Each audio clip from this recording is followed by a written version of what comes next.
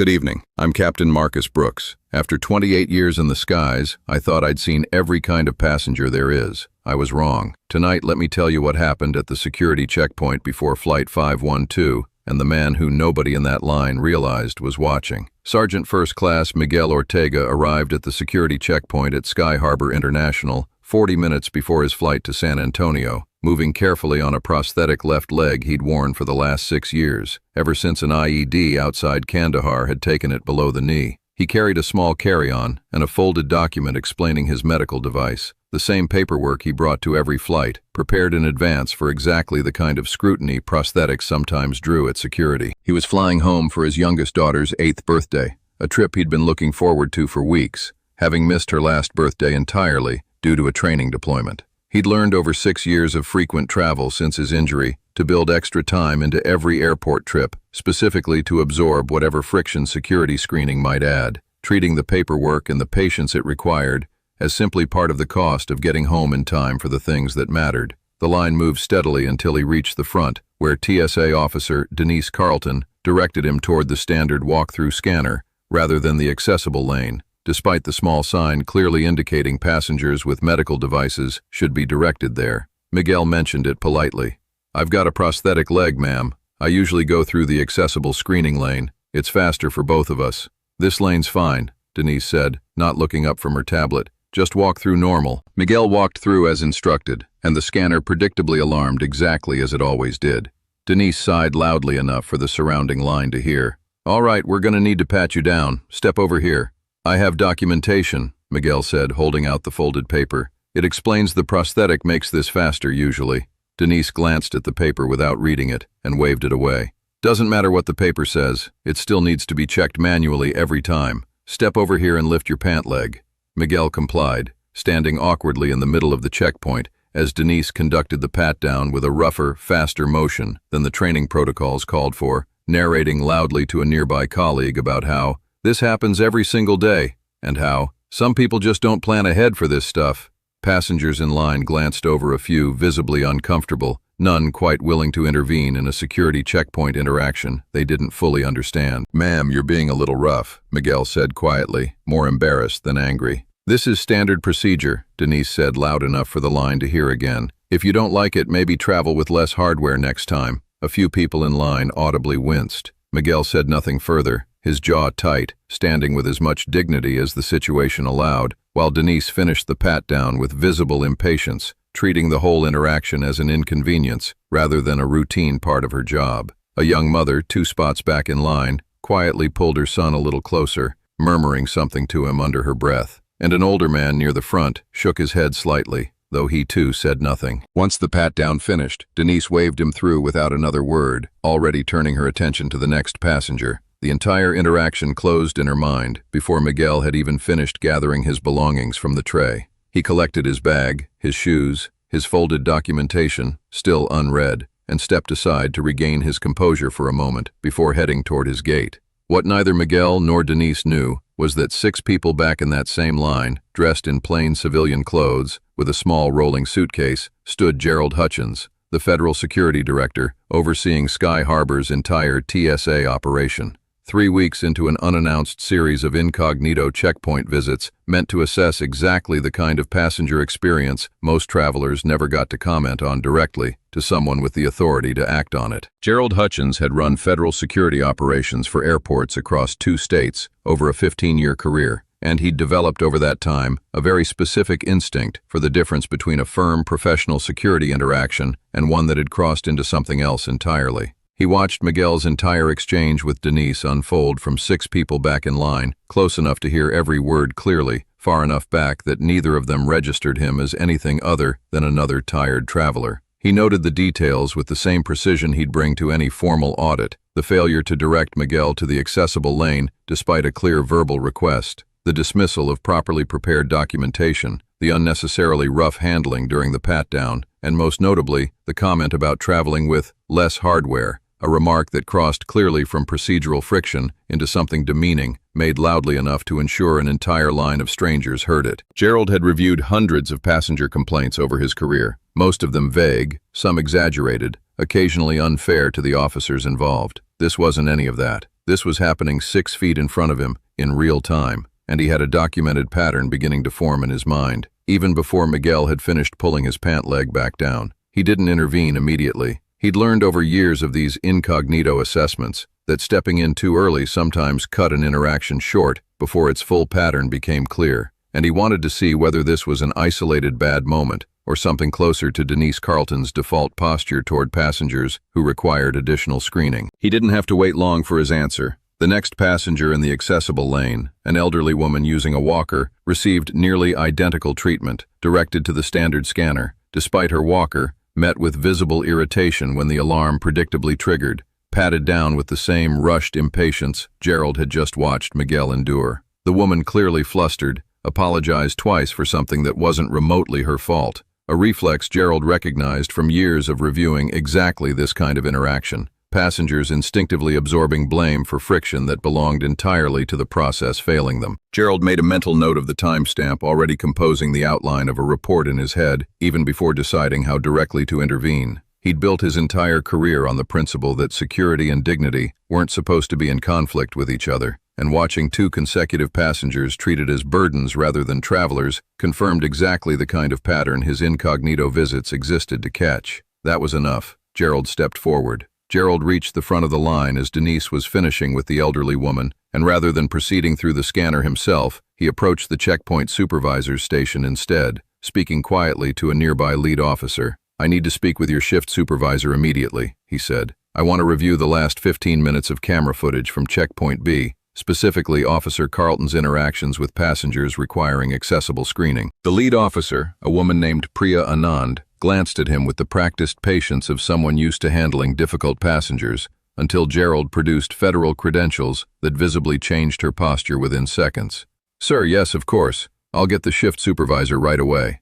Denise, still at her station, processing the next passenger, glanced over at the sudden shift in energy near the supervisor's desk, without fully understanding what had triggered it.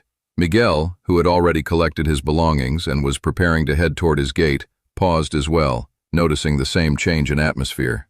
The shift supervisor, a man named Robert Aldis, arrived within 2 minutes, and Gerald identified himself plainly, his voice calm, but carrying the unmistakable authority of someone whose title meant considerably more than his casual clothing suggested. "Gerald Hutchins, Federal Security Director for this facility. I need every camera file from Checkpoint B for the last 30 minutes secured immediately, and I need Officer Carlton relieved from her position at this checkpoint and brought to a private room for a conversation. I personally witnessed conduct that requires immediate review." Robert's expression shifted from confusion to alarm within seconds. "Sir, right away." He turned immediately to relay the instructions, his own composure visibly rattled by the sudden shift in the shift's stakes. Denise was approached moments later and led away from her station, visibly confused, glancing back toward the line with an expression that hadn't yet caught up to what was actually happening. "What's going on?" she asked the officer escorting her. "I didn't do anything wrong. This is standard procedure." "I just need you to come with me,"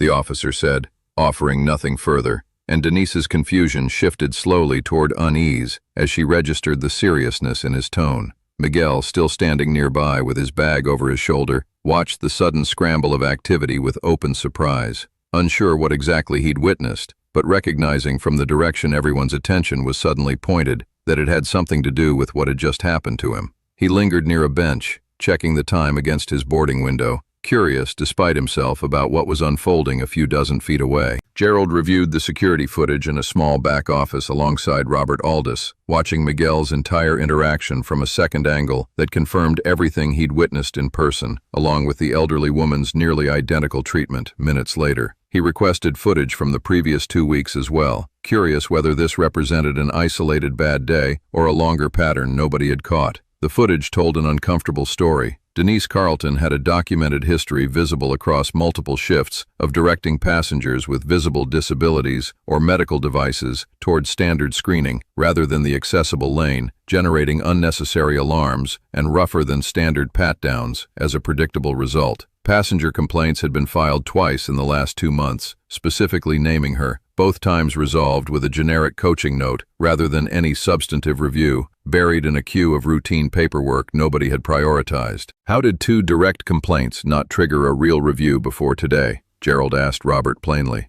Robert, visibly uncomfortable, admitted the truth without deflecting. Complaint volume at this checkpoint runs high during peak hours, sir. Coaching notes are standard for first offenses. I didn't connect these two to a broader pattern until you just laid it out.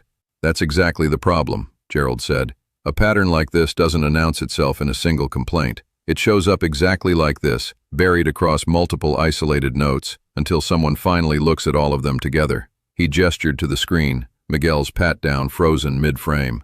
This veteran did everything right today. Documentation prepared, request made politely, compliance given without argument, and he still got treated like an inconvenience in front of a line of strangers. Robert leaned toward the monitor, watching the footage again with fresh eyes, now that Gerald had framed it so plainly. I should have caught this. I review complaint summaries every week, but I never cross-reference them by officer name against the accessible lane category specifically. Most supervisors don't until something forces them to, Gerald said, not unkindly, though the point clearly still landed. That's on the system as much as it's on you, but it's still on you to fix it now that you can see it. He turned to Robert directly. I want Officer Carlton formally suspended pending a full review, and I want every accessible lane complaint from the last 6 months pulled and cross-referenced by officer. If this pattern exists elsewhere at this checkpoint, I want to know before it happens to someone else. Understood, sir, Robert said. I'll have the cross-reference ready by end of day. Miguel, still waiting near the checkpoint to see what exactly had happened, was approached by Robert and asked if he'd be willing to speak with the Federal Security Director directly, an offer he accepted, mostly out of confused curiosity, rather than any expectation something meaningful would come of it. He was led to the same back office where Gerald stood reviewing the footage, Denise Carlton's suspension already processed. Sergeant Ortega, Gerald said, extending his hand. I want to apologize directly on behalf of this facility. I was standing 6 people behind you in that line. I saw everything that happened. Miguel shook his hand, visibly surprised. You saw all that? Every second of it, Gerald said. The failure to direct you to the accessible lane despite your request, the dismissal of your documentation, the comment about traveling with less hardware. None of that meets the standard this agency is supposed to maintain, and I intend to make sure it doesn't happen again to you or anyone else who comes through this checkpoint. Miguel exhaled slowly, some of the tension he'd been carrying since the pat-down finally easing from his shoulders. Honestly, I've had worse. I usually just get through it and move on. Didn't expect anybody to actually see it and do something. That's exactly the problem I'm trying to fix, Gerald said. Nobody should have to just get through it. You did everything right today, and this checkpoint still failed you. I'd like your account on the record formally if you're willing. It'll matter for the review, and honestly, it matters to me personally. Miguel considered the offer for a moment, then nodded. Yeah, I'll give a statement. If it means the next guy in a wheelchair or with a prosthetic doesn't have to deal with what I just dealt with, that's worth 20 minutes of paperwork. He gave his account clearly and without exaggeration, describing exactly what had happened without embellishing it for effect. The plain honesty of it carrying more weight with the investigators than a more dramatic retelling might have. When asked whether he wanted to file a formal complaint against Denise personally, he paused before answering. I don't need her fired out of anger, he said. I need the next veteran who comes through this checkpoint to get treated better than I did today. If that means she needs retraining, fine. If the pattern's bigger than just her, like you're saying, then fix the pattern. I'm not looking for revenge. I'm looking for it not to happen again. Gerald nodded, appreciating the distinction Miguel was drawing, one that matched his own instinct about how the review should ultimately be handled. That's exactly the standard I'm holding this to. Thank you for that. Gerald personally walked Miguel back to the checkpoint once his statement was recorded, ensuring he made his flight with time to spare, and shook his hand again before he headed toward the gate. Thank you for your service, Sergeant, and thank you for staying decent through something that would have made plenty of people a lot angrier than you were. Wasn't worth losing my cool over, Miguel said, but I appreciate somebody actually looking. He shifted his bag onto his shoulder and glanced toward the gate monitors, checking his boarding time. Tell you the truth, I'm just glad to still make my flight. My daughter turns 8 tomorrow. Wouldn't have wanted to miss that over any of this. Go make that birthday, Gerald said. And Sergeant, for what it's worth, this isn't the last you'll hear from us. I'll be following up personally once the review's complete. The review that followed Miguel's incident expanded considerably once Gerald's team cross-referenced accessible lane complaints across the full checkpoint staff, uncovering a pattern that, while most concentrated around Denise Carlton, revealed broader gaps in how accessible screening had been trained and reinforced across the facility as a whole. Denise was ultimately terminated once the full pattern of complaints, footage, and passenger accounts had been compiled. The agency, determining her conduct fell below the standard required for handling passengers with disabilities and medical devices. But Gerald's response extended beyond a single termination. Over the following 2 months, Sky Harbor implemented mandatory refresher training for every checkpoint officer, specifically focused on accessible screening procedures, added a dedicated accessible lane monitor position during peak hours to ensure passengers were properly directed the first time, and instituted a new complaint review process, requiring any officer named in 2 complaints within a rolling 90-day period to trigger an automatic supervisor review rather than a routine coaching note. Robert Aldis, who had overseen the checkpoint during the pattern's development, wasn't terminated but was required to complete a leadership review program, specifically addressing how complaint patterns should be tracked and escalated. A consequence Gerald felt matched Robert's role in the system's failure, without erasing years of otherwise solid performance. Robert completed the program without protest, and in the months that followed, personally implemented the cross-referencing system Gerald had recommended, catching 2 smaller patterns among other officers before they ever grew large enough to require intervention from above. 3 months later, Gerald returned to Checkpoint B, this time openly, no longer incognito, to observe the new accessible lane protocol in action during a peak travel period. He watched a young officer named Priya Anand, the same lead officer who had first responded to his credentials the day of Miguel's incident, since promoted into a supervisory role, overseeing accessible screening, specifically personally guide an elderly man in a wheelchair through the accessible lane with the exact kind of patient professional care the checkpoint had been missing months earlier. Gerald approached her once the interaction concluded. "How's the new protocol holding up?" "Better than I expected," Priya said. "Having someone dedicated to it during peak hours means nobody's rushing through accessible screening just to keep the standard line moving. It's slower sometimes, but it's right." "That's exactly the trade I was hoping we'd make," Gerald said. He thought before he left the checkpoint that day of Miguel Ortega boarding his flight to San Antonio months earlier, dignity intact despite everything the checkpoint had put him through first, and of how easily that entire pattern could have continued indefinitely if he hadn't happened to be standing 6 people back in that exact line on that exact day. It wasn't luck he intended to rely on again.